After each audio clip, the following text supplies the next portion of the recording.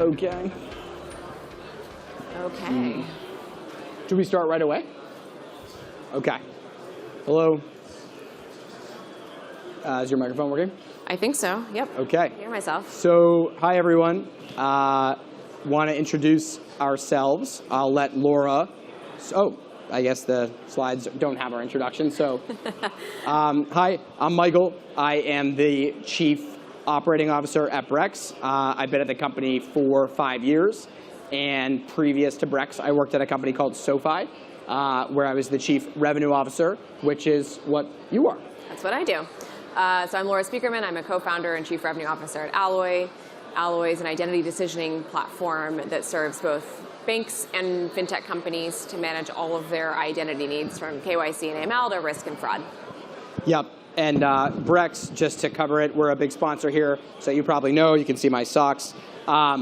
We are a corporate credit card and expense management platform. So I'll try to speak into the microphone. But just want to say today that Laura and I are both really excited to be here. We have been mutual customers since 2017, which I think speaks very much to the nature of the SaaStr conference and kind of what a lot of people are here to be about and learn about, which is growing and scaling. So we met in 2017. I think we had coffee and you paid for it on a Brex, and I was exactly. like, what is this? I showed that the card worked. Yeah. And so we're both mutual customers. We've scaled with each other, which I think is a really nice story and definitely speaks to the conference. I'll let you talk about your conference experiences. Yeah, I think we first came in 2015 or 2016 when it was still in New York. We were 5 people. We probably didn't even have I don't think we even could pay for a ticket at that point. So it's kind of really nice to come full circle when we've grown up a little bit. Not a lot, but a little bit. Yeah, and I think, so what I've found being at Brex and focusing obviously on growth, that's always the #1 thing, but in the regulated space that we operate, we're a fintech, and so we've got a number of risks. Laura and I are going to talk about those today. But I think over time, risk really evolves, and these constraints that you have, they don't go away, but they change and they become more important over time, but they're also important at the outset. And so I think it's really important when you think about risk to think about how it evolves as you grow, right? So when you're an early stage company, back at the stage that Laura and I were talking about, some of you might be that stage in the audience, you really you're just trying to make a business, and you don't really have that much to protect, to be frank. And so risk management at the early stage company level is quite different than it's going to be as you get larger. And so just to give some examples from my time at Brex, really early on, Brex, we were early to the corporate credit card space. At that time, Marqeta, which a lot of people know is a vendor that people use, they didn't offer credit. And so Brex kind of hacked the system to pre-fund these Marqeta accounts like a debit card, without getting into too much of the details, to make it so we could offer credit even though it didn't exist. Because as many of you all know, in the US at least, everybody wants a credit card. Debit card, at least from a company's perspective, is not as desirable.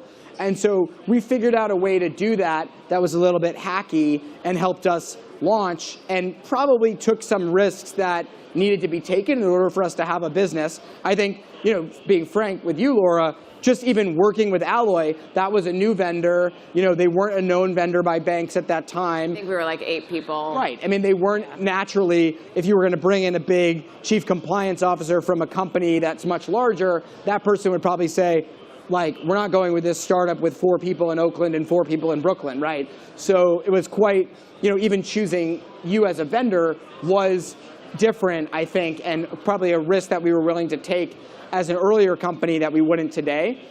Fast forward to today, you all probably are aware, crypto accounts in particular became really hot at the end of last year, and a lot of people were looking for Brex Cash, which is our bank account-like product, to offer crypto savings accounts with crypto yield. And a lot of pressure was put on me internally to approve that. And I didn't do it because I said, I have nothing against crypto. I own crypto personally. But I thought for our customer base, because we have this risk management brand to uphold, it wasn't the right thing. We didn't understand exactly the source of the yield, and us recommending it put us at a lot of risk for doing that because Brex customers turn to us to be a trusted counterparty, and they want to make sure that our products offer the safety and security they expect from our brand. And so that was an example where early on we had nothing to protect, but later we really did. I think we work so closely with early stage fintech companies in particular at the beginning when they're thinking about building their risk protocol, appetite, tools, systems, et cetera. I think there's two primary types of risk that they have to be mindful of. One is fraud, and fraud grows as you scale, right? So it's not necessarily linear. I think we're seeing that today as it's like going completely out of control. But once you're getting fraud, one, that's kind of a good thing, right? It means you're like on the map. Right. It means maybe you're doing some marketing and you're attracting some attention. Two, you also want a little bit of fraud because you want to know what it looks like. You want to be able to control it. You want to learn from it. You want to sort of take note of which identities are doing what those profiles look like, et cetera. But the second kind of risk to be really thoughtful of in the early days is just compliance risk. So think about anti-money laundering, stuff like that. That's more binary. That's like you can get it. You can be breaking the law when you have 0 customers, $0, like nothing exciting going on, which sucks. It's a hard thing to deal with, and it's an expensive problem. I think the tides have turned a little bit, and what's encouraging about fintech in this moment, at least, I think, is having a really good handle on compliance. So it doesn't mean like be the biggest bank worth of compliance, but something that's appropriate can be an asset. And it can get you the bank partnerships that you're looking for. We see this all the time. When people come in really prepared with great compliance packages, right, they're going to zoom through that process and launch faster, get to revenue faster. Yeah, I think compliance, it's one of those, for the most part, it's kind of binary. Like there's rules and you got to follow them. I think you don't want to comply yourself out of business, right? So obviously you can't, if you just focus on compliance all the time, and I remind our risk teams about this all the time. It's like if we take no risks, we have no business. So there's nothing to protect, right? So that's an important lesson. But at the same time, I also have this kind of concept of the schmuck test, which I made up. And it basically means you ask yourself, do we look like a schmuck if we do this? And in compliance, you don't want to look like a schmuck. So I think if you're going to give money to somebody that's someone known on a sanctions list, that's an obvious no, and you're going to fail the schmuck test if you do that. So that actually gets to another concept, which is risk appetite. Do you want to talk a little bit about let me actually just talk about risk appetite at Brex and what it means, and I think you can talk a little bit about how you've hired executives into that appetite. But risk appetite's a really important point because it's something that exists in the ether a lot of times. And what I'm here to tell you is that to help yourself scale, which is why you're all here, and grow, you want to actually put that appetite on paper and agree on it. And so your risk appetite, it's kind of unknown a lot of times.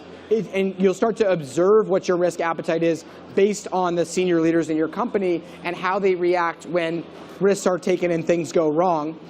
And the value of actually clarifying and codifying your risk appetite, which is something that Coinbase did early, and that's where I got it from. Not that I worked there, but I heard from people that worked there that they did this, is enormously beneficial. Because if you do not agree upon what your risk appetite is as a company, at Brex we went as far as actually agreeing upon that with our board, which is an option, not a requirement. But if you don't do that, your risk appetite becomes all about whoever the executive or person or product manager is in charge. Whatever their appetite is, that becomes the risk appetite. So did you have your executive team like align on it, document it, and then talk to the board? I drove the process in the sense that I had a sense for like, okay, this is the level of actual fraud losses at which point we are not comfortable. This is the level of credit losses. This is the level of reputation risk, something we're going to get to in a bit, that we're comfortable. This is the level of regulatory risk, right? It's not zero, to your point. Taking zero risk is not effective. And so, but establishing what you're willing to take is effective, and writing it out and agreeing on it makes so much of the conversation not about who's right and who's wrong, but what is it going to do to the pre-approved and pre-agreed upon appetite. Yeah. And I know you've hired a bunch of executives into this methodology. We've both worked with, because we work with a number of fintech companies, obviously, and I think we see people like you who are on an executive team where you've had prior risk experience at SoFi in your case. Right. You saw risk management, you saw the good, the bad, the ugly, the hard. And we see executive teams where when they've had prior experience are just much better at handling it. They are not binary. They're not saying like, I don't give a shit at all about compliance. They're also not saying, you know, I want to take zero risk ever. Everyone who's good is somewhere in between. And has kind of scars to prove it. So the analogy we like is like you should have, if you're a risk professional at a startup, you should have been in a car accident and survived, right? Like know what it's like to get beaten up a little bit. And then for hiring internally at Alloway, we think a lot about, we've hired former clients of ours. So our head of product came from Bread, Paralee Wang.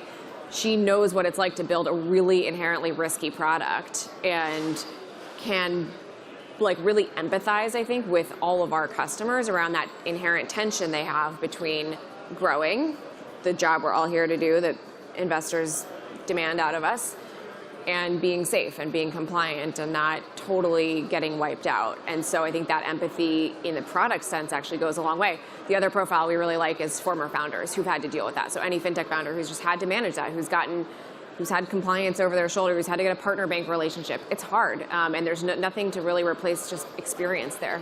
Yeah, no, I mean, I think the comment that you make around having been in a car accident, I think that's a common phrase in risk management, not making light of car accidents, obviously, but I think the reason that people use that phrase is that it's very hard to have an appreciation for this if you haven't been through it. So I think if you are a first-time founder and you're learning about these things for the first time, it's very important, as Laura says, to bring on someone who has a different experience. So if we take myself, for example, at Brex, as Laura mentioned, at SoFi, I had sort of seen the regulatory landscape evolve, in particular, Obama administration, a lot of focus on CFPB, right? The Consumer Financial Protection Bureau, that was a new thing, so dealing with new regulators.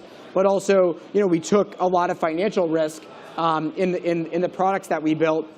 And so I could take that perspective and talk about what had worked previously, what hadn't worked. And I think that is the kind of car accident-like experience that you want when you're talking about hiring someone into a specific risk appetite. And so that rather than have this tension, though, between someone who has experience and who doesn't, that brings you back to the value of pre-agreeing upon what is the appetite that you're willing to take. Yeah, know the risks you're taking.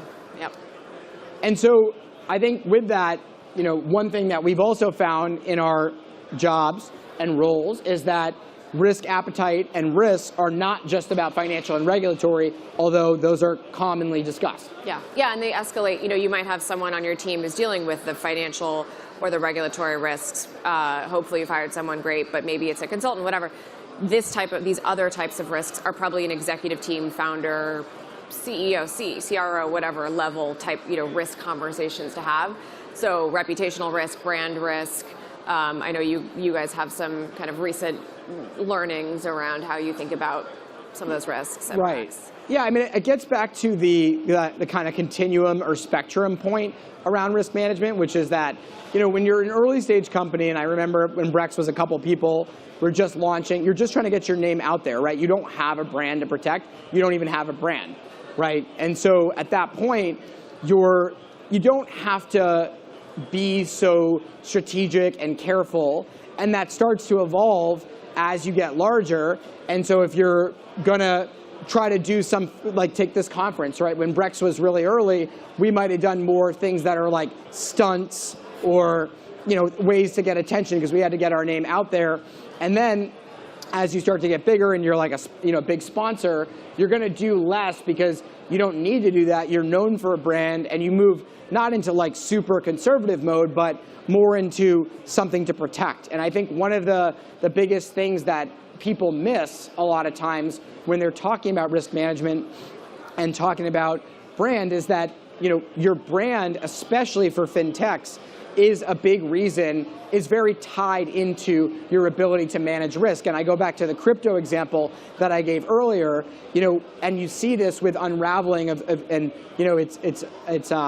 we've seen it as especially in crypto recently, as things have changed, as people lose confidence in your company, it has a flywheel effect on your ability to do business, and you start to lose customers, you lose confidence, and then more customers drop. And so it can be this unraveling of a brand. And so you really need to be thinking about, even if you're a marketing professional or not marketing, you want to be thinking like, how can I protect this brand as a part of my risk management? And that also extends to PR.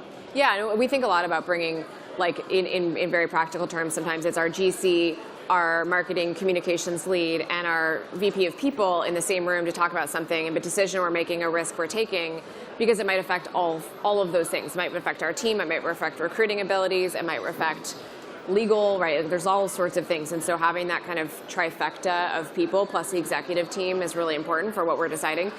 There's some risks I think are good, right? A recent one for us, we made the decision to extend reproductive rights benefits to our employees. So if you're in an abortion-restricted state, you can access health care in other states, and we'll cover the costs. It doesn't come without consequences for us. We have employees who may not like it. We have customers who may not like it, but it was important for us, and it has those costs, that kind of like cost-benefit analysis we had to do with those three parties plus the executive team lined up. And so I think you have to sort of think of what it's not always just a cost, it's not always just a benefit, there's both. The other thing I would kind of say here is there's companies that build on their ability to manage certain types of risk. So Apple has built in a ton around data privacy, for example. Like that's a thing we, as consumers, we all know is part of their brand. Right. Yeah, it's a good point. You can sort of turn it around and try to actually make it a strength of yours. Right. And so I think if you hear Laura say, like, if the way that you're going to respond to a crisis is get your people team, your marketing, and your compliance all together, or legal, I think that's also the way you want to be proactive about your brand, right? And so one of the things that we used to do, and still do at Brex, is you think about, like, what are the 2 to 3 things you hope that people don't say about your company next quarter?